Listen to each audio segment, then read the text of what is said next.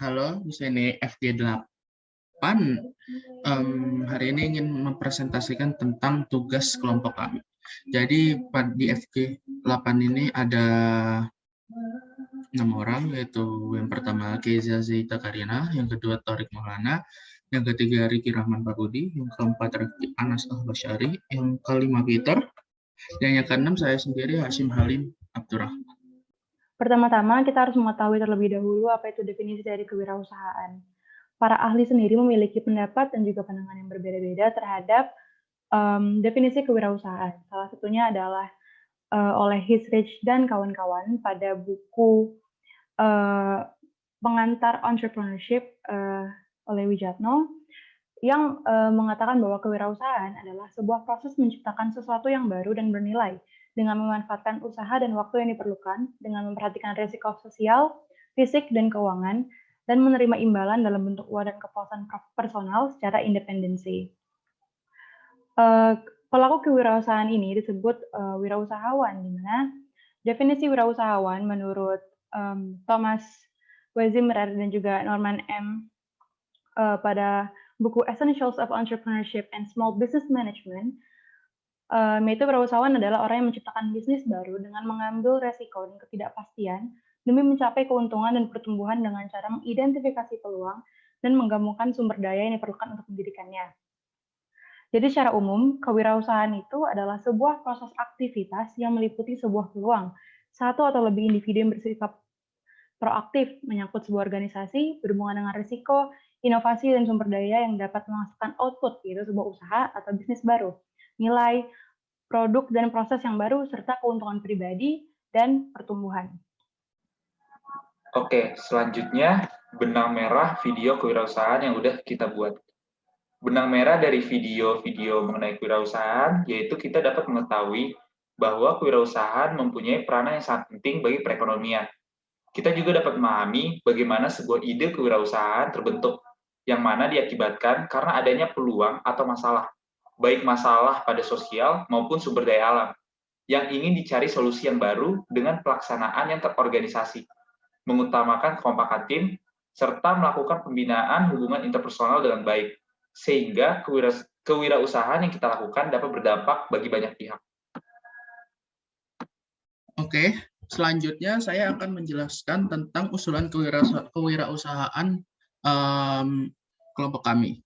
Kami mengusulkan untuk melakukan online learning. Kenapa? Karena pada saat ini pandemi sedang berlangsung dan kita disarankan untuk belajar dari rumah kebanyakan. Jadi ide ini terbesit oleh kita. Jadi bisnis online learning kami ini bisa dilakukan di sosial media kebanyakan seperti Instagram, TikTok ataupun YouTube dan platform-platform online lainnya. Biaya yang kami dapatkan dari masing-masing anak untuk online learning ini setidaknya 200 sampai 300 ribu per bulan dengan target sekurang-kurangnya 50 anak pada 3 bulan pertama.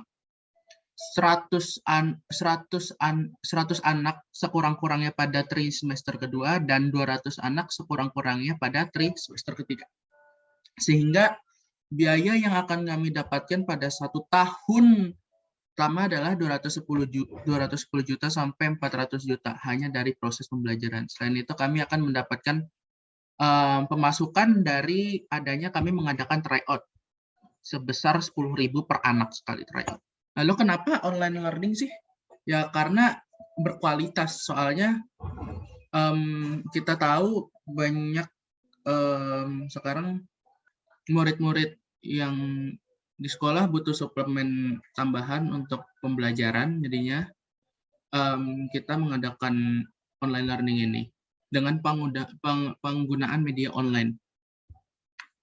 Lalu praktis sesuai yang saya bilang tadi, karena sekarang kita work from home atau study from home, jadinya kita apa-apa harus online. Dengan adanya online learning ini bisa membantu para student atau murid-murid dalam melakukan pembelajaran. Yang ketiga adalah banyak peluang.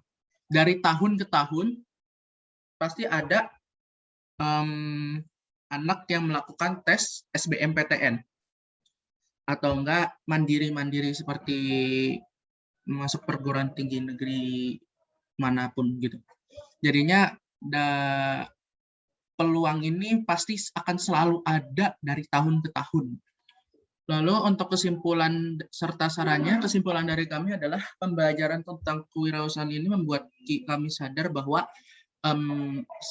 betapa pentingnya sifat-sifat kewirausahaan harus dimiliki seseorang sejak dini agar membuat negara menjadi lebih baik lagi ke depannya. Lalu saran dari kelompok kami adalah anak milenial sekarang lebih baik belajar tentang kewirausahaan. Karena kewirausahaan ini bukan hanya tentang Anda buat perusahaan, tetapi juga sifat-sifat yang harus dimiliki oleh anak muda zaman sekarang sehingga Indonesia menjadi lebih maju ke depannya. Nah, segitu aja presentasi dari kelompok kami. Kurang lebihnya mohon maaf.